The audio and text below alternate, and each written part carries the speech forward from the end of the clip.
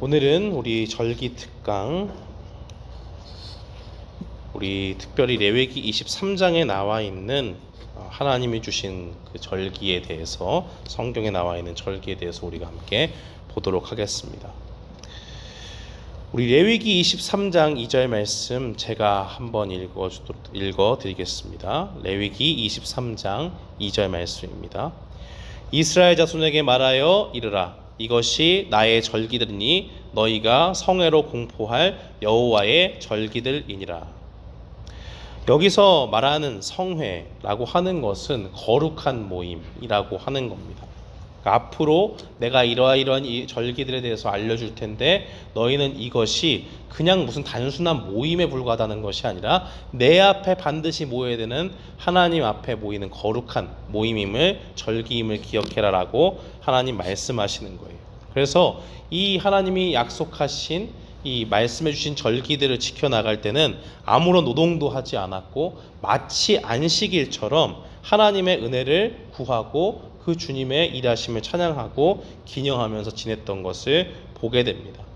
여기서 여호와의 절기다 라고 할 때 이 절기라는 것은 지정하다, 만나다, 소집하다, 고정되다 라는 그런 뜻을 갖고 있어요. 그러니까 1년 12달을 이렇게 시간을 주시는데 그 군데군데마다 하나님께서 절기를 주시고 그것을 계속적으로 반복해서 우리 가운데, 우리 인생 가운데 되새겨서 특별히 그 정해놓은 시기에 하나님이 약속하신 그 은혜들을 기억하고 받아 누릴 것을 말씀하셨습니다.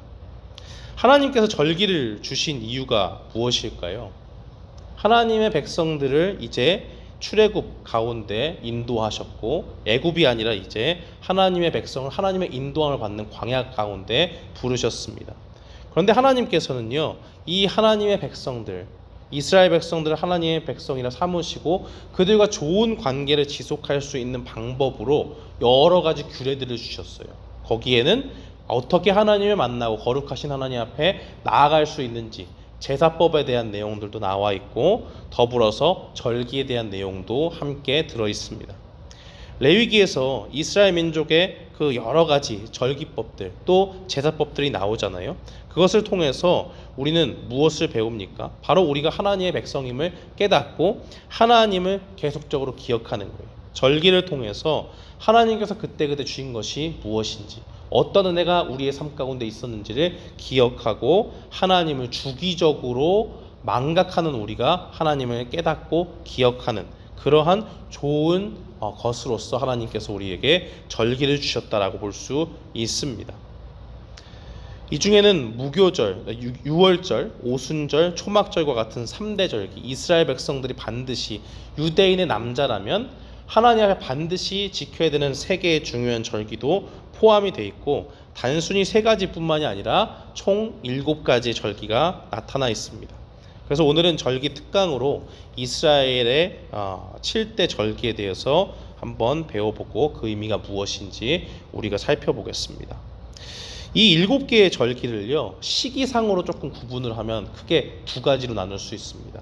하나는 봄에 해당하는, 봄절기에 해당하는 이 절기고 또 다른 하나는 이제 봄절기를 지나서 나중에 이 가을에 맞이하게 되는 절기로 우리가 구분할 수 있습니다. 봄절기에 해당하는 절기는 이 앞에 있는 4개의 절기입니다. 봄절기라고 특별히 이야기하는 것은요, 우리가 지금 쓰는 달력은 태양력이잖아요. 태양력에 해당할 때 한 3월, 4월, 5월, 6월 요 정도에 해당하기 때문에 우리가 요 절기를 봄절기다라고 그렇게 이야기를 하는 겁니다. 유대인들이 사용하는 달력에는 2가지 종류의 달력이 있습니다. 민간력이라고 하는 것이 있고 종교력이라고 하는 것이 있어요. 민간력이라고 하는 것은 무엇입니까? 그냥 일반적으로 삶을 살아갈 때 뭐 행정일을 처리한다든지 아니면 뭐 사업을 한다든지 그런 일상적인 일들을 해나갈 때 필요한 달력을 민간력이라고 그렇게 이야기합니다. 근데 이 유대 민족들, 이스라엘 사람들이 지키는 종교력이라고 하는 것은 무엇이냐? 바로 하나님께서 주신 그 절기로 계산이 돼요. 절기로 가득 차 있는 달력을 얘기해요. 그래서 출애굽한 그 이스라엘 상황 가운데서 6월절을 1월로 계산해서 하는 달력입니다. 그래서 우리가 일반적으로 우리가 쓴 달력과 비춰볼 때 약 한 2달 반 정도가 조금 늦어요. 그러니까 이 유대 종교력으로 1월이면 우리가 쓰는 태양력으로는 한 3, 4월 이 정도가 됩니다. 그래서 첫 번째 절기를 살펴보면 이 절기에 가장 먼저 시작되는 것이 바로 6월절입니다. 7대 절기 중에서 가장 먼저 시작되는 것으로서 이 시기를 보시면요, 1월 14일, 그러니까 종교력의 첫째 달인 니산 아비벌의 14일 저녁. 뭔가 어려운데 그냥 종교력으로 하면 1월 14일이다라고 그렇게 기억을 하시면 됩니다.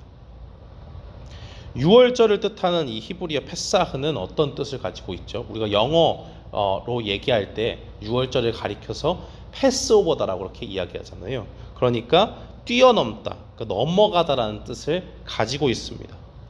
출애굽기 12장 13절 말씀에 보면 내가 피를 볼 때에 너희를 넘어가리니 재앙이 너희에게 내려 멸하지 아니하리라 라고 그렇게 이야기를 합니다. 하나님께서 뭐예요? 6월절 어린 양의 피로 말미암아 그것을 출애굽할 백성들의 그 출애굽하기 직전에 애굽에서의 10번째 재앙을 가리켜서 말씀하시는 거죠. 애굽에서의 10번째 재앙은 무엇입니까? 수많은 그 9가지의 재앙을 하나님께서 이 바로왕 앞에 많은 이집트 사람들 앞에 보였음에도 불구하고 그들이 자신의 입장을 돌리지 않고 하나님의 백성들을 보내지 않죠. 그러니까 마지막에 10번째 재앙으로 주신 것이 모든 처음 난 것, 가축으로부터 사람에게 이르기까지 장자의 죽음을 알리는 그러한 재앙을 주셨습니다. 그런데 그때에 이스라엘 백성들에게 그 재앙을 넘을 수 있는, 피할 수 있는 방법을 주셨지요. 그것이 바로 어린 양의 피를 발라가지고 문설주에 바르면 그 피를 보고 재앙을 면하게 되는 바로 그러한 것을 기념했던 절기가 바로 6월절입니다. 그러니까 재앙과 죽음으로부터 구원함을 받는다는 의미를 가지고 있어요. 하나님께서는 이날을 왜 기억하게 하셨을까요? 바로 이스라엘 백성들이 어떻게 하나님 앞에 구원받을 수 있는지를 보여주는 겁니다. 이 절기는요 어떻게 지키냐면 6월절은요 일단 6월절을 준비할 수 있는 양을 1월 10일 그러니까 6월절이 오기 전 한 4일 전에 준비를 합니다. 그래서 4일 동안 이 양을 데리고 있는데 잘 보관을 하겠죠. 왜요? 흠 없는 순전한 것으로 사용해야 되기 때문에 아주 잘 소중하게 간직을 합니다. 그리고 14일 저녁, 이 유대인의 시간으로 저녁이다라고 얘기하면 이렇게 생각하시면 돼요. 오후 3시부터 오후 6시 사이다라고 이렇게 생각하시면 됩니다. 그래서 그때에 집안에 이제 가장이 그 양을 잡습니다. 어린 양을 잡아요. 그래서 고기는 이제 음식으로 먹는 거고요. 피는 이 제사 의식을 위해서 하나님이 알려주신 의식을 위해 사용합니다. 그래서 그 피는 의식에 사용되는데 아까 얘기한 대로 피를 좌우 문설주에 바르고 위에 발라서 이 문 주변에 바르면 그 피를 보고 재앙을 넘어가게 되는 그 의식에 사용되고요. 고기는 먹는데 삶아 먹어도 안 되고 날 것으로 먹어도 안 돼요. 반드시 불에 구워서 먹게 되어 있습니다. 그리고 나서 끝까지 먹어야 되는데 남김없이 다 먹어야 돼요. 근데 하다 보면 남을 수가 있잖아요. 그런 거는 이제 날이 새고 나면은 이제 마지막에 다 불태워서 완전히 없애버려야 됩니다. 그리고 먹을 때 어떻게 먹냐? 허리에 띠를 띠고 발에 신을 신고 손에 지팡이를 잡고 급히 먹어야 돼요. 무교병과 쓴 나물도 함께 먹고 남은 음식은 아까 얘기했는데 다 태운다고 얘기했죠. 그래서 6월절 의식에 있어서 가장 중요한 것은 그리스도의 피를 상징하는 어린 양의 피를 바른다는 것이고 그 어린 양의 피를 바른 그 집 안에 이 사람들은 한 발자국 나가면 안 돼요. 다 그 안에 머물러 있어야 됩니다. 이건 뭘 상징하는 걸까요? 그리스도의 그 보혈의 능력 안에 있는 사람, 그리스도를 믿고 그 주님의 보혈로 인해서 죄사함을 받아서 하나님 앞에 의롭게 된 사람만이 바로 영원한 죽음으로부터 구원을 얻는다는 것을 하나님께서 보여주시는 겁니다. 그래서 출애굽기 12장 23절에 보면 여호와께서 애굽 사람들에게 재앙을 내리려고 지나가실 때에 문 임방과 좌우 문설주의 피를 보시면 여호와께서 그 문을 넘으시고 패스오버 하시는 거죠. 멸하는 자에게 너희 집에 들어가서 너희를 치지 못하게 하실 것이다 라고 그렇게 이야기를 합니다. 그리고 이 예식은 밤이 새도록 어둠이 가시도록 계속되었고 나중에 자녀들에게 가르쳐야 되는 내용으로 그렇게 하나님 말씀을 주십니다.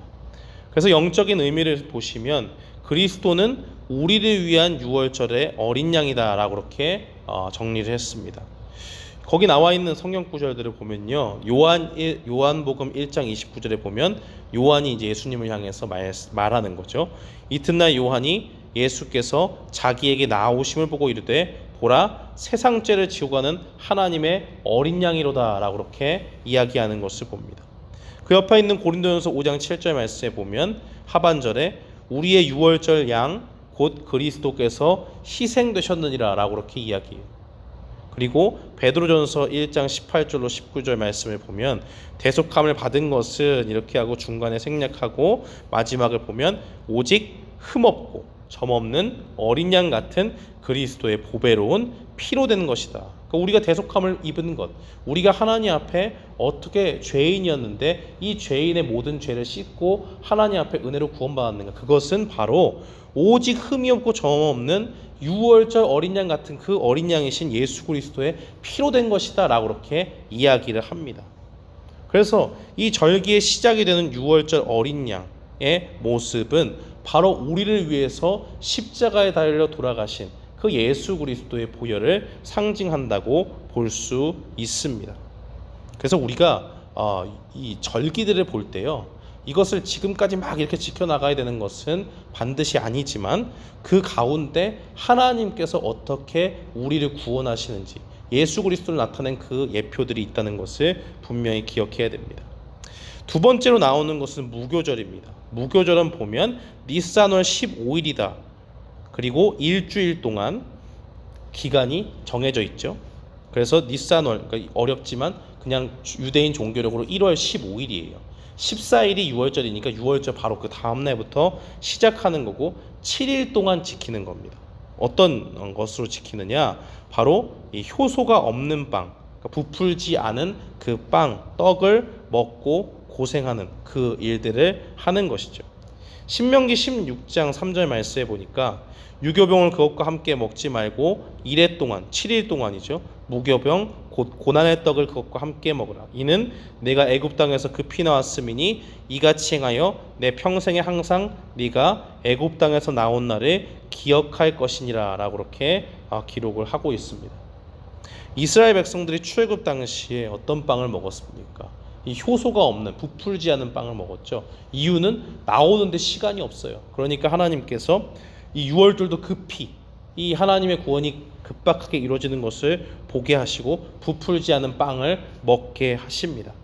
시간적인 여유를 주시지 않았어요. 그럼 무교절은 어떻게 지키느냐?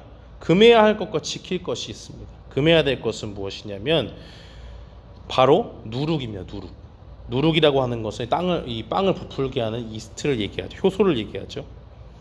이 유월절이 끝나고 무교절이 시작되는 첫날에 온 집안의 누룩을 제해야 되고 누룩을 넣지 않은 무교병을 먹어야 돼요. 근데 이때 만약에 잘못해서 유교병, 그러니까 이 누룩이 포함된, 이스트가 포함된 부푸른 빵을 먹은 사람이 있다. 그러면 이스라엘 백성 중에서 끊어집니다. 굉장히 엄하게 하나님이 그 법칙을 주셨죠. 그리고 두 번째 하지 말아야 될 것은 첫날과 제7일에는 노동이 금지됐어요. 뭐냐면 7일 동안 지킨다고 그랬잖아요. 첫날하고 마지막 날은 성회로 모이는 거예요. 노동하지 않고 하나님 앞에 모이고 나머지 그 중간에 있는 일들은 일을 합니다. 그러니까 무교절에 먹을 것을 먹고 집안에서 이제 누룩이 없는지 다 재하면서 할 것을 하지만 첫날과 마지막 날은 하나님 앞에 성회로 반드시 모여야 돼요. 이렇게 하는 것은 바로 이 성회를 통해서 하나님을 온전히 바라볼 수 있도록 하는데 그 목적이 있습니다. 그래서 지켜야 할 일을 보면 무교절에 행해야 될 첫 번째 일은 성회로 모이는 일이었다라고 그렇게 말할 수 있죠. 그리고 이 무교병, 유교병이 아닌 무교병을 먹는 일을 반드시 해야 됐다라고 그렇게 이야기를 할 수 있습니다. 그런데 이게 신약 시대에 오면요, 누룩이 어떤 의미를 가지고 있죠? 좀 부정적인 의미로 쓰이잖아요. 바로 죄를 상징하는 그러한 것으로 사용되었던 것을 보게 됩니다. 그러면서 이 무교병인 죄 없는, 이 흠 없는 거룩한 삶, 그것을 상징하게 되었어요. 고린도전서 5장 6절로 7절 말씀에 보면 사도 바울이 고린도 교인들에게 적는 편지의 내용이 이렇습니다. 너희가 자랑하는 것이 옳지 아니하도다. 적은 누룩이 온 덩이에 퍼지는 것을 알지 못하느냐. 너희는 누룩 없는 자인데 새 덩어리가 되기 위하여 묵은 누룩을 내버리라. 우리의 유월절 양 곧 그리스도께서 희생되셨느니라 라고 그렇게 고백을 하고 있습니다. 음행이 그 교회 가운데 가득하니까 그것을 부끄러워하라 라고 이야기하면서 그 누룩, 묵은 누룩을 내버리라 라고 이렇게 이야기하죠. 음행의 죄가 바로 묵은 누룩이다. 너희가 더 이상 지니고 있으면 안 되는 죄의 모습이니 이것을 내어버려라 라고 그렇게 이야기를 합니다. 그리고 나서 이 음행의 죄를 버리는 것을 예수님의 희생과 연결지어서 이야기를 하고 있어요. 예수님께서 유월절에 제 아들과 함께 무엇을 하셨습니까? 성만찬을 하시죠. 그때 예수님께서 무엇을 말씀하셨습니까? 무교병 이 떡을 떼어주시면서 이것은 너희를 위하여 주는 내 몸이다 라고 그렇게 예수님이 말씀하시잖아요. 죄가 없으시지만 예수님의 그 정말 죄 없이 온전한 모습, 그 예수님의 모습을 이 무교절, 유월절 기간에 나타나 있는 성만찬의 모습을 통해서 우리에게 보여주시죠. 주님께서 스스로 이 죄가 없으신 분이기 때문에 그리스도를 따르는 모든 주의 백성이 하나님 앞에 죄 없는 모습으로 죄를 미워하면서 죄와 싸우면서 살아야 될 것을 말씀하시는 겁니다. 주님께서는 스스로 자신을 가리켜서 무엇을 말씀하셨습니까? 내가 생명의 떡이다 라고 그렇게 말씀하셨죠. 누룩 없는 떡이라는 것은 죄와 악이 전혀 없는 예수 그리스도를 상징하고 죽음이 그를 주장하지 못하는 우리에게 생명을 주시는 예수 그리스도를 나타낸다고 볼 수 있습니다. 그렇기 때문에 이 무교병은 생명의 떡 대신 그리스도를 상징한다고 볼 수 있습니다. 그리고 무교병은 참 교회의 상징으로도 볼 수가 있죠. 바로 그리스도 안에서 거듭난 하나님의 사람이라면 우리가 죄에 대해서 정말 안일하게, 우리가 죄에 잠식당하지 않도록 끊임없이 말씀 가운데 우리를 되돌아보고 언제나 거룩하신 주님을 닮아가기 위해서 진력하고 나아가는 하나님의 백성들의 모습이 나타납니다. 그렇기 때문에 거룩하신 예수님께서 정말 흠과 죄가 없으신 분이라면 예수님께 부름받은 교회, 하나하나의 주님의 사랑을 입은 주의 성도들, 그 성도들의 삶은 어떤 삶이냐? 바로 주님과 같이 거룩한 삶이 돼야 된다라는 것을 보여주십니다. 고린도전서 5장 8절 말씀에 보면 이러므로 우리가 명절을 지키되 묵은 누룩으로도 말고 악하고 악의에 찬 누룩으로도 말고 누룩이 없이 오직 순전함과 진실함의 떡으로 하자라고 그렇게 이야기합니다. 칼빈은 이 구절을 영적인 유월절을 지키자라는 의미로 해석을 해요. 그래서 그리스도의 몸과 피를 먹고 마신 주의 백성들이 다시는 죄를 지을 수 없는 것 같이 하나님의 온전한 그 손길 가운데 성화에 이르게 되면 죄를 짓지 못하잖아요. 그런 것처럼 우리의 그 옛 습관과 죄의 모든 누룩들을 가지고 살 수 없는 것이 바로 성도의 모습이다라는 것을 보여줍니다.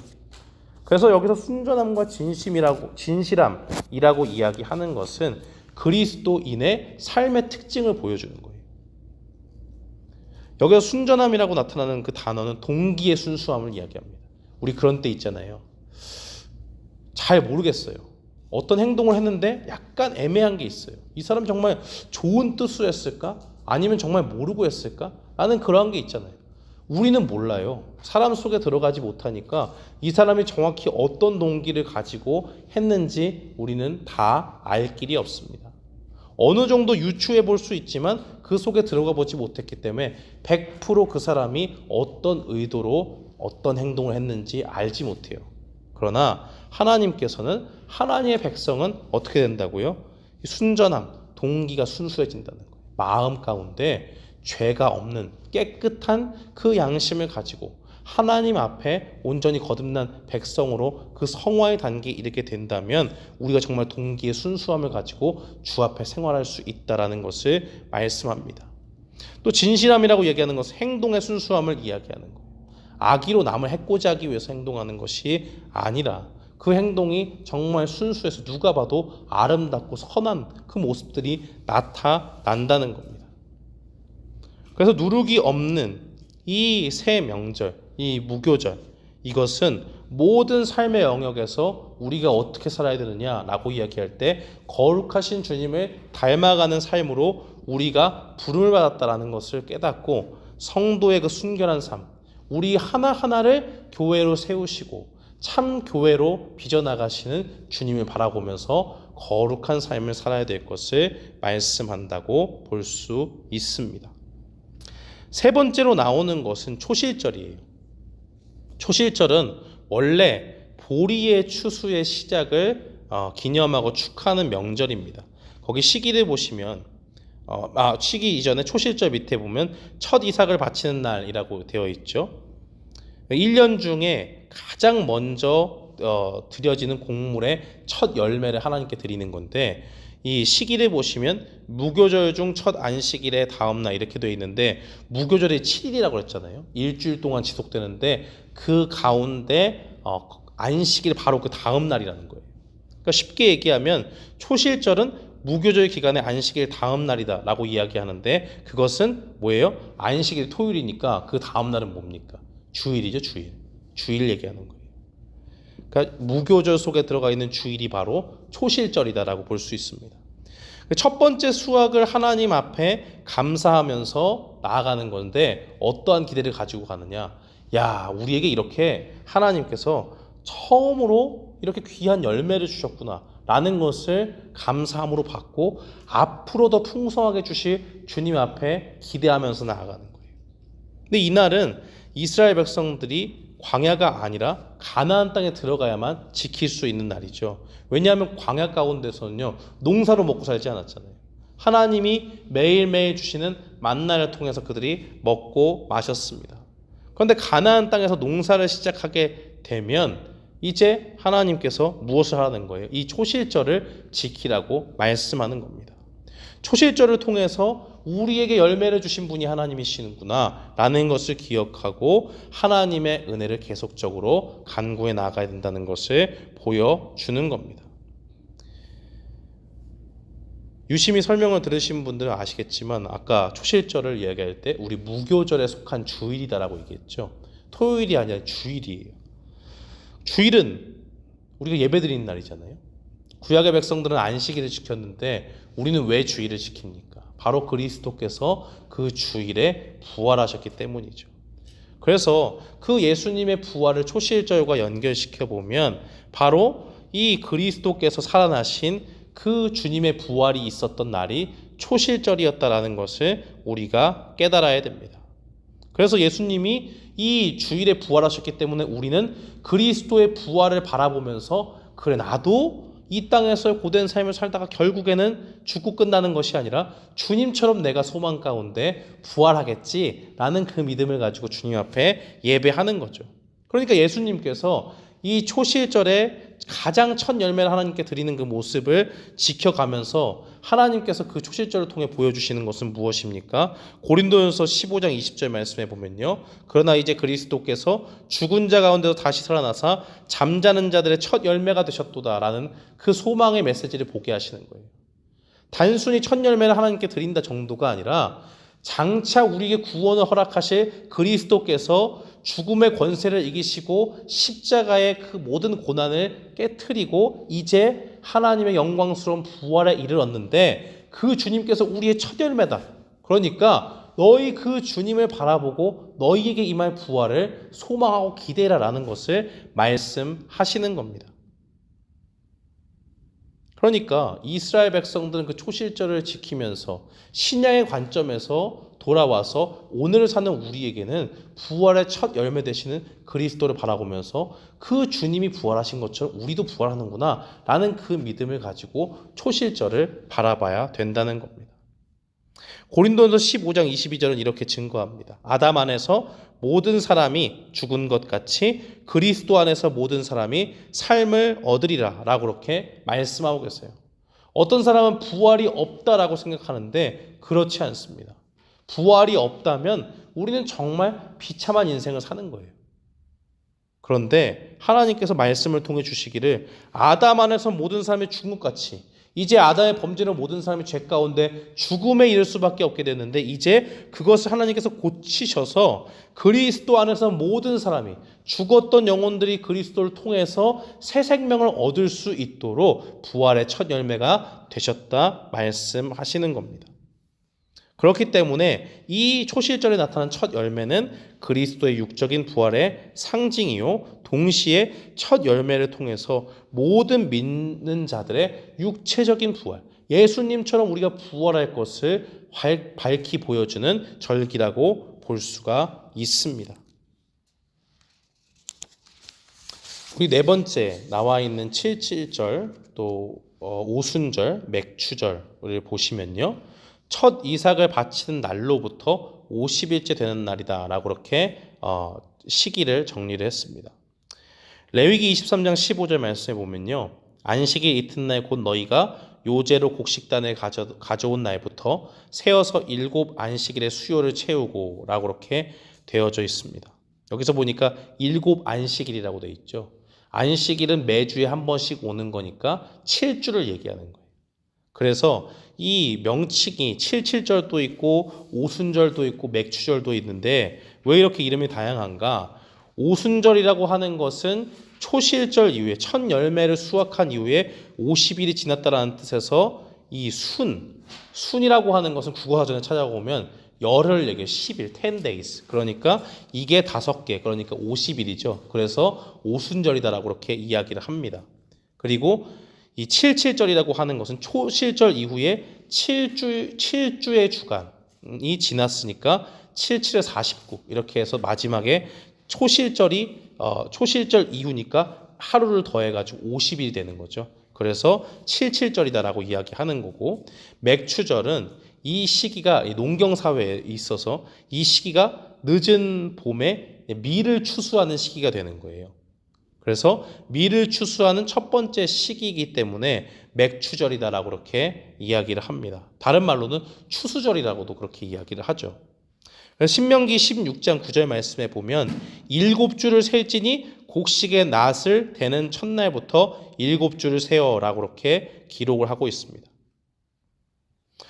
여기서 7주를 센다라고 하잖아요. 이게 굉장히 의미가 있는 거예요. 우리는 지금 농경사회가 아니니까 이게 그냥 50일 세고 7주씩 첫날부터 7주를 센다. 그냥 그렇구나 라고 생각할 수 있는 게 이게 이렇게 생각할 수 있는데 농사를 짓는 사람들은 그렇지 않아요. 농사를 짓는 사람들은 뭘 보고 삽니까? 아침부터 해를 보지 못하고요. 새벽에 나와가지고 컴컴할 때 나가서 일하다가 해가 한창 떴을 때 이제 들어와서 밥 먹고 또 새벽에 일찍 나가기 위해서 일찍 잠에 들죠. 그런 일을 계속 반복해요. 뭘 보면서 반복하는 겁니까? 딱 하나만 보고 하는 거예요. 1년 농사의 수확의 날, 그 날을 보면서 하는 겁니다. 그러니까 내가 예를 들어서 수확의 날이 한 3달 걸린다. 첫째 달 힘들고 둘째 달 힘들고 한 둘째 달 반 정도까지 힘들고 다 필요 없어요. 결론이 좋아야 돼요. 마지막에 추수할 수 있을 때까지 아무 일이 없어야 다 좋은 거예요. 그 가운데 우여곡절이 있고 이런 건 다 그냥 견딜 수 있어요. 그리고 힘들다 어렵다 다 괜찮아요. 오직 딱 그 수확하는 날 한 날을 보고 나아가는 거예요. 왜요? 그 날이 잘 돼야지 1년 농사에 지은 모든 수확을 딱 하고 내가 여태까지 힘들고 고생하고 했던 모든 것에 보람을 느끼는 순간이 그 순간에 오기 때문에 수확의 그 날에. 그렇기 때문에 이 7주를 센다라고 하는 것은 농부의 입장에서 보면 굉장히 노심초사하면서 이렇게 하나하나 세는 것을 이야기합니다. 왜냐하면요, 이게 지금 7주가 필요하잖아요. 근데 이스라엘의 이 절기를 시기상으로 딱 보면은 그때 가장 농사가 잘 되는 그런 시즌이 되려면 한 주는 조금 시원한 바람이 딱 불어줘야 되고요. 북동풍. 그러니까 지중해에서 이렇게 오는 조금 습하기도 하고 시원한 바람이 불어야 되고, 나머지 6주는 남동풍이 불어야 돼요. 그러니까 열풍같이 아라비아 사막에서 불어오는 따뜻한 바람이 불어줘야지 농사가 잘 돼요. 이게 왜 그러냐면 이스라엘은 추수하는 그것이 세 개가 돼 있는데, 맨 처음에 맨 처음에 추수할 때가 있고, 중간에 지금 밀 같은 것을 추수할 때가 있고, 밀로 끝나는 것이 아니고 맨 처음에 보리를 했고 한 달 반 정도 뒤에 밀을 했으면 그 다음에 이제 나오는 것들이 또 있어요. 올리브라든지 대추 야자라든지 이런 것들이 뒤에 쭉쭉 가 있고, 포도도 있고 이런 것들이 있습니다. 근데 중간에 뭐가 하나 어그러지면 어떻게 돼요? 아무것도 안 되는 거예요.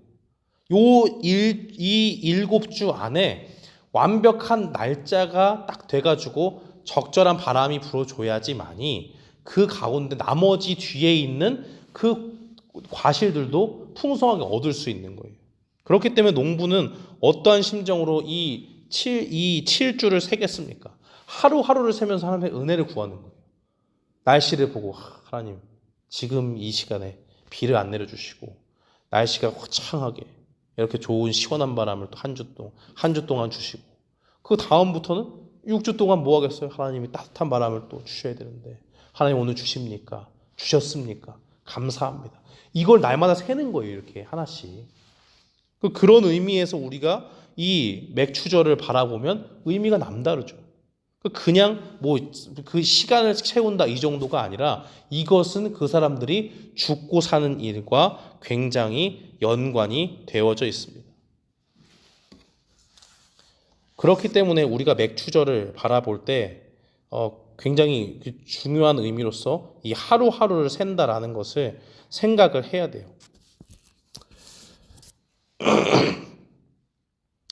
그런데 이때 굉장히 노심초사하면서 하루하루를 보내게 되는데, 사무엘상 12장 17절로 18절 말씀에 보면 그런 내용들이 있습니다. 오늘은 밀 베는 때가 아니냐? 내가 여호와께 아뢰되 여호와께서 우리와 비를 보내사 너희가 왕을 구하니 곧 여호와의 목전에서 범한 죄악이 큼을 너희에게 밝히 알게 하시리라. 이에 사무엘이 여호와께 아뢰매 여호와께서 그날에 우리와 비를 보내시니 모든 백성이 여호와 사무엘을 크게 두려워하니라라고 그렇게 되어 있어요. 자, 여기 보세요. 사무엘상 12장 17절에 보니까 뭐예요? 시기가 어때요? 밀 베는 때예요. 그러니까 맥추절이죠. 밀 베는 때. 아까 7주를 지난다고 그랬잖아요. 그러니까 다 끝난 거예요. 마지막 주예요. 7번째 주. 7번째 주 때 뭘 해야 돼요? 추수를 해야 돼요, 이제.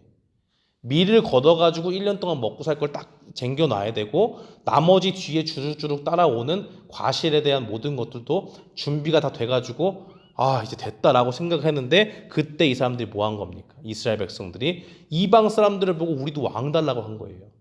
하나님이 사무엘이 그 얘기를 듣고 기분이 안 좋아가지고 있는데, 하나님이 사무엘에게 말하죠. 너를 싫어하는 게 아니고 나를 싫어하는 거다라고 하나님이 말씀하십니다. 나를 버려 라고 얘기했어요. 그러니까 이게 하나님 앞에서 얼마나 큰 일인지 우리는 이런 것을 모르고 그냥 보게 되면, 우레와 비를 내리시는데, 천둥 번개 비 내리시는데 뭐가 그렇게 크게 두려워할 일인가? 갑자기 하늘에서 나타나니까 두려워했나? 그렇게도 볼 수 있지만, 시기적인 것들을 따져봤을 때 이 사람들 죽고 사는 문제가 바로 달려 있는 거예요. 여기서 비 한 번 내린다 그러면 다 끝나는 겁니다. 1년을 망치고 그들이 당장 살아갈 것도 막막해지는 거예요. 실제로 이스라엘에 선교사로 나가 있던 선교사님이 이야기하는데, 자기가 10년 동안 그 땅에 살아봐서 하는데 그 시기는 확실한 건기입니다. 아무것도 내리지 않아요. 원래 비가 오지 않아요. 하나님이 그렇게 은혜를 주시는 거죠. 근데 왕을 구하고 하나님 앞에 죄를 범하니까 뭐예요? 하나님께서 이제 우레와 비를 보내시겠다. 사무엘의 입술을 통해서 말씀하시는 거죠. 그러니까 그들이 두렵고 떨었던 거예요. 단순히 막 번개가 치고 이래서 그런 것이 아니라. 그래서 아가서 4장 16절의 말씀은 뭐라고 되어 있습니까? 북풍아 일어나라, 남풍아 오라, 나의 동산에 불어서 향기를 날리라. 나의 사랑하는 자가 그 동산에 들어가서 그 아름다운 열매 먹기를 원하노라라고 그렇게 되어 있습니다. 남풍도 불어야 되고요, 북풍도 잘 풀어야 돼요. 근데 이것이 아름다운 열매로 맺어지기 위해서는 하나님의 은혜가 반드시 필요하다라는 것을 우리가 기억을 해야 됩니다. 사무엘상 12장 18절에 보니까 실제로 그날에 하나님께서 우레아 비를 내리셨어요. 그리고 나서 사무엘상 12장 19절 말씀에 보니까 백성들의 반응이 이렇습니다. 모든 백성이 사무엘에게 이르되 당신의 종들을 위하여 당신의 하나님 여호와께 기도하여 우리가 죽지 않게 하소서. 생각해 보세요. 우레가 내리고 비가 내리는데 뭘 죽습니까? 우레 내리면 좀 피하면 되잖아요. 비 그냥 흡슬러 내려갈 건데 큰 문제 없잖아요. 근데 농경의 사회들을 생각을 해보면 그게 정말 생명과 직결되는 문제라는 것을 볼 수 있습니다. 그제서 얘기하죠. 우리가 우리의 모든 죄에 왕을 구하는 악을 더하였나이다 라고 그렇게 회개하는 모습을 보게 됩니다. 이러한 관점에서 우리가 맥추절을 바라보게 되면 하나님께서 얼마나 신실한 은혜 가운데 그 백성들을 지키시는지를 보여주시려고 이 맥추절을 주셨다라고 우리가 깨달을 수 있습니다. 그런데 이 맥추절의 또 한 가지 의미를 살펴보면요, 이 명절을 유대인들은 무엇과 연결시키냐면 이 출애굽기 19장 1절에 시내산에서 받은 율법을 받은 날로 그렇게 이야기를 해요. 그래서 율법을 수여받은 절기로 지킵니다. 현대인의 성경 출애굽기 이 번역본 중에 좀 쉽게 번역한 것, 그 성경 번역본 보면 현대인의 성경에 출애굽기 19장 1절에 보면 이스라엘 백성은 이집트를 떠난 후 3월 1일에 시나이 광야에 이르렀다 라고 그렇게 되어 있어요. 유대인 전통에 따르면 이 3월 1일은 이스라엘 백성들이 시내산에 도착한 날이고 5일 뒤에 모세가 하나님 앞에 율법을 받으려고 올라갔다고 그렇게 계산을 합니다. 그래서 출애굽한 시점에서 6월절부터 계산을 하면 이 날짜가 오순절과 딱 맞아 떨어져요. 그래서 이 이스라엘 백성들은 시내산 언약을 기억하면서 지금도 그날을 율법 수요절로 지킵니다. 하나님께서 그 이스라엘 백성들에게 왜 그렇게 생각하게 하셨을까 생각해 보면 하나님께서는 이 시내산에서 이스라엘 백성들에게 그 율법을 수여하신 것처럼 신약의 성도들에게는 언제 나타나셨어요? 오순절의 강림 사건으로 나타나셨습니다. 출애굽기 19장 18절 말씀해 보니까 시내산의 연기가 자욱하니 여호와께서 불 가운데 거기 강림하심이라 라고 그렇게 되어 있고요. 사도행전 2장 3절에 보면 마치 불의 혀처럼 갈라지는 것들이 그들에게 보여 각 사람 위에 하나씩 임하여 있더니 라고 그렇게 말씀을 합니다. 그러니까 시내산에서 나타나신 그 불로 임하신 하나님께서 신약 시대에 성령님을 부어주셔서 불같이 임하시는 하나님의 역사를 통해서 교회를 시작하시고 이끄신다라는 것을 우리에게 보여주시는 겁니다. 그래서 이제 하나님의 백성들에게 그저 돌판에 새겨진 딱딱한 그 명문이 아니고 우리 마음의 신비에 새겨진 하나님께서 정말 주시는 성령님이 주시는 부드러운 마음을 주셔서 우리가 새로운 언약을 오순절의 성령을 통해서 받게 하셨다라는 그 의미를 가지고 있다는 것을 볼 수 있습니다. 다섯 번째 절기를 보면 여기서부터 이제 가을 절기예요. 우리가 보는 태양력으로는 한 9월부터 10월 정도 되는 시기입니다. 첫 번째 나오는 것이 이제 나팔절인데 위에 보니까 신년절이라고도 써 있죠. 이건 굉장히 생소하실 텐데 이게 무슨 얘기냐면요. 여기 시기를 보시면 안식의 달인 제7월의 첫째 날이다라고 그렇게 기록되어 있죠. 이 나팔절은요. 종교력으로는 7월 1일인데 이 나팔절은 유대 민간력으로는 1월 1일이에요. 그러니까 하나님께서 이 날을 새로운 날로 지정하시라고 말씀을 하십니다. 그래서 이 날을 1월 1일로 지정을 하면서 이 유대인들은 무엇을 하냐면 나팔을 보면서 이제 새로운 시작이 시작되었구나라는 것을 선포해요. 그러면서 무엇을 합니까? 하나님께서 제일 먼저 하신 일이 무엇인가? 창조구나. 그러면서 창세기 1장을 읽어요. 하나님께서 이 세상을 창조하셨구나. 창조하신 분이구나라는 것을 기억을 합니다. 이때는 어떻게 지켜야 되냐? 노동이 금지됐어요. 역시 성회로 모이는 것이기 때문에 7월 1일은 안식일로 딱 지정이 됩니다. 그리고 이 나팔을 불면서 이제 성회의 모임을 알리고 기쁨을 표현하는 거죠. 마치 악기처럼. 그리고 화제를 드리는데 불로 드려지는 이 화제는 번제, 소제, 속죄제였는데 제사가 드려지는 동안에 백성들은 광장에 모여서 뭐랬냐 율법책을 낭독해요. 그리고 하나님을 경배하고 난 다음에 식물을 나눠 먹으면서 이제 크게 즐거워하는 일들을 합니다. 나팔절을 통해서 우리는 무엇을 깨달아야 되느냐? 거기 보시면 이 신약 성경에서는 나팔을 분다는 것이 그리스도의 재림과 연관이 되어 있다라고 그렇게 정리를 했습니다.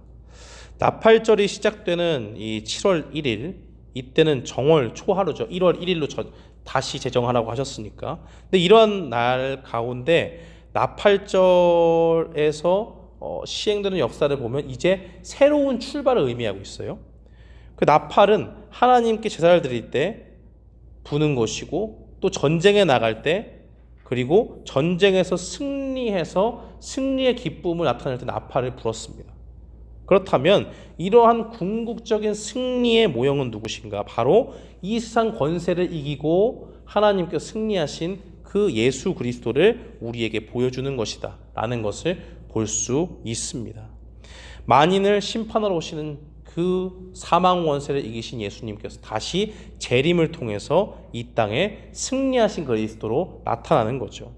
그리고 예수님께서는 나타나셔서 우리에게 무엇을 보여주십니까? 주님이 약속하신 새 하늘과 새 땅, 우리가 들어갈 그 날을, 그 새 하늘과 새 땅을 기대하게 하시는 거죠.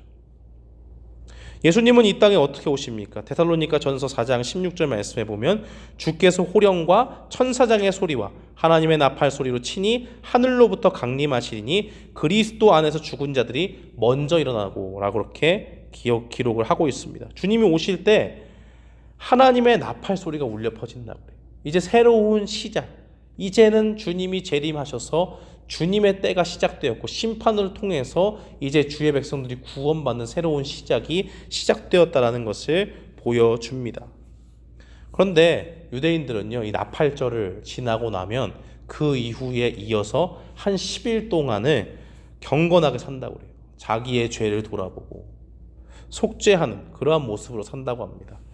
그것이 왜 그렇게 되느냐? 바로 6번째로 이어지는 속죄일 때문에 그래요. 속죄일은요 7월 10일입니다. 시기적으로는요. 이 제사장과 백성 및 회막의 죄를 해마다 속하기 위한 것 이렇게 되어 있죠. 이 속죄일은 대속죄일을 얘기하는 거예요.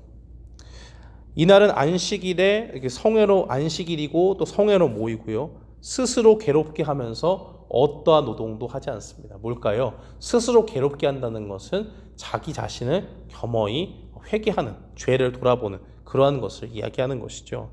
이 속죄제일의 집행자는 대제사장인데 자기가 하나님이 계신 그 거룩한 지성소로 들어가기 전에 먼저 자기의 죄를 깨끗이 하고 그 안으로 들어가서 1년에 딱 한 차례 들어갈 수 있는데 그때 들어가서 온 이스라엘 백성들의 죄를 대신 속죄하기 위해서 하나님 앞에 나아가는 겁니다. 근데 구약의 백성들은 매년마다 정말 이걸 드렸어요. 왜요? 하나님께서 죄를 허용하시는 분이 아니기 때문에 대속죄일을 통해서 그들의 죄를 씻지 않으면 그들이 하나님 앞에 나아갈 방법이 없는 겁니다. 그러니까 매년 하나님 앞에 새롭게 되기 위해서 그 죄를 깨끗하게 하기 위해서 대제사장이 속죄죄를 주관하면서 대속죄일로 드리는 거죠. 근데 이제는 그리스도께서 이 땅에 오셨기 때문에 우리에게 더 이상 이러한 제사가 필요가 없습니다. 그리스도께서는 완벽한 대제사장이 되셔서 단번에 자신의 몸을 완벽한 흠없는 온전한 어린 양의 몸으로 드리셔서 다른 제사가 필요 없게 만드셨죠. 그래서 히브리서 9장 12절은 증거하기를 염소와 송아지의 피로 하지 아니하고 오직 자기의 피로 영원한 속죄를 이루사 단번에 성소에 들어가셨느니라 라고 그렇게 기록을 하고 있습니다. 그렇기 때문에 우리가 이 속죄일을 보면서 무엇을 기억해야 됩니까? 속죄일의 궁극적인 완성은 그리스도의 십자가에서 발견된다. 이것은 구약의 어떠한 다른 상징보다 더욱더 적절하게 그리스도의 구원 사역을 나타내는 것이다 라고 그렇게 정리할 수 있습니다. 그리스도의 피로 모든 자들이 죄를 속함받고 하나님 앞에 나아갈 길이 열렸기 때문입니다. 그러니까 이것은 더 이상 죄의 종으로 묶여있는 사람들에게는 정말 속박의 날이 아니라 하나님이 주신 참 자유의 날이라고 볼 수 있는 겁니다. 마지막으로 우리가 살펴볼 7번째 절기는 초막절입니다. 시기상으로는 7월 15일이고요. 일주일 동안 계속되었고 8째 날은 안식일로 절기의 절정을 이룬다라고 그렇게 기록을 하고 있습니다. 이때는 이 올리브 그리고 포도 등의 그 추수를 축하하는 날로 이렇게 하나님 앞에 드렸어요. 그래서 이스라엘 백성들이 애굽 땅에서 이제 나와서 광야 생활을 하잖아요. 근데 광야 생활 가운데 어디에서 살았습니까? 바로 초막 텐트에서 지냈죠. 그날을 기억하면서 이제 그 하나님께서 주신 모든 그 추수의 재물들을 동시에 또 저장하는 날로서의 역할도 감당하고 있기 때문에 수장절이다라고 그렇게도 이야기해요. 이스라엘 백성들이 광야에 지나면서 텐트에 살았다. 그 장막 가운데 살았다. 그래서 장막절이라고 얘기를 하고요. 그래서 이 수장절이 있기 전까지는 어떻게 된다고 그랬어요? 계속 비가 안 내려요. 건기예요, 건기. 비가 내리지 않고 북풍과 남풍이 적절하게 부는 시기가 됩니다. 그러니까 이제는 좀 비가 필요해요. 그러니까 이때 많은 사람들이 하나님 앞에 비를 내려달라고 간구했던 시기라고 우리가 보고 있습니다. 그래서 그때는 무엇을 기억하는 거예요? 그래, 저렇게 물이 없는 광야 가운데서도 하나님께서 물을 반석에서도 주시고 다 주셨지 라는 것을 기억하면서 이제 하나님께서 건기가 끝나고 우리에게 비를 주시기를 반드시 주실 것이다 라는 믿음으로 주 앞에 구하는 그러한 시간이 됐다고 합니다. 그런데 이 초막절의 마지막에 예수님께서 외치신 말이 요한복음 7장에 나타나 있어요. 요한복음 7장 37절로 38절 말씀 우리 한번 찾아보겠습니다. 요한복음 7장 37절로 38절 말씀 우리 함께 읽어보겠습니다. 명절 끝날 곧 큰 날에 예수께서 서서 외쳐 이르시되 누구든지 목마르거든 내게로 와서 마시라. 나를 믿는 자는 성경의 이름과 같이 그 배에서 생수의 강이 흘러나오리라 하시니. 그러니까 초막절은요, 하나님이 과거에 베풀어 주신 그 모든 것들을 감사하는 의미도 있고 지금 수확하게 해주신 그 열매들을 바라보면서 하나님의 은혜를 찬양하는 절기입니다. 그리고 동시에 물을 간구하던 그 백성들에게 영원한 생명수가 되어주신 예수 그리스도를 바라보는 절기라고 할 수 있습니다.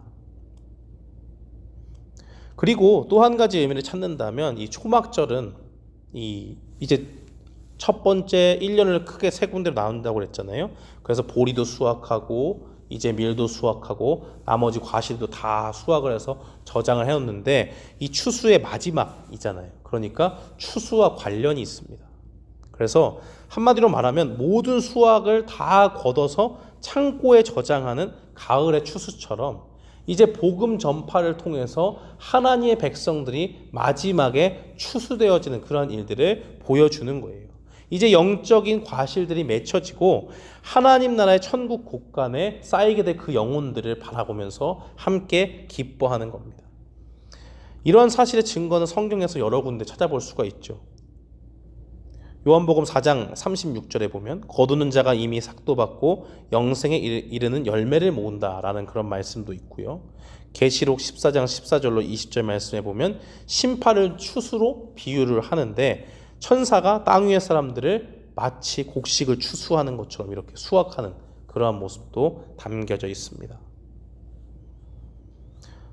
초막절의 추수와 이 오순절의 추수는 좀 다른데요. 오순절의 추수가 이제 성령의 강림을 통해서 복음 전파의 시작을 알리는 그러한 내용을 담고 있다면 하나님 나라의 확장이라는 그 뜻을 가지고 있다면 초막절의 추수는 이제 복음 전파가 다 되었고 그것을 통해서 하나님 나라가 완성된 것을 의미해요. 추수가 다 끝나서 하나님의 품에 들어가게 되는 거니까. 그러므로 이스라엘의 절기를 우리가 바라보면서 아주 하나님께서 굉장히 정교하고 세밀하게 이 추수의 절기들 그리고 이 7대 절기를 하나님께서 완벽하게 디자인하셨다라고 우리가 볼 수 있습니다. 그리스도를 통한 6월절로부터 마지막에 이르는 이 초막절에 이르기까지 하나님께서 구원을 시작하시고 어떻게 하나님 나라를 완성하시는가를 우리에게 보여주심으로써 구약의 절기를 통해서 그리스도를 통한 구원의 사역이 어떻게 주의 백성들에게 이루어지는가 하는 것을 보게 하셨다는 겁니다. 그래서 제가 나눠드린 그 유인물 마지막에 보면 골로새서 말씀이 있죠.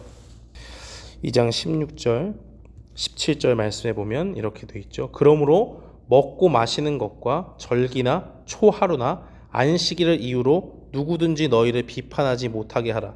이것들은 장래일의 그림자나 몸은 그리스도의 것이니라. 이게 바로 구약의 절기들이 나와 있는 결론적인 말씀이에요. 우리가 구약의 절기들을 바라보면서 우리가 왜 이것을 쭉 지켜나가야 되는, 지키지 않는가? 이것을 굳이 다 지킬 필요가 없는 것은 바로 그리스도께서 모든 것을 나타내는 예표로서 그림자로서 주신 것이고 그 실체는 바로 이제 그리스도에게 계시되었다라는 것을 보여주고 있기 때문입니다. 그래서 우리는 유대인과 다르게 이 모든 것을 다 지키지는 않습니다.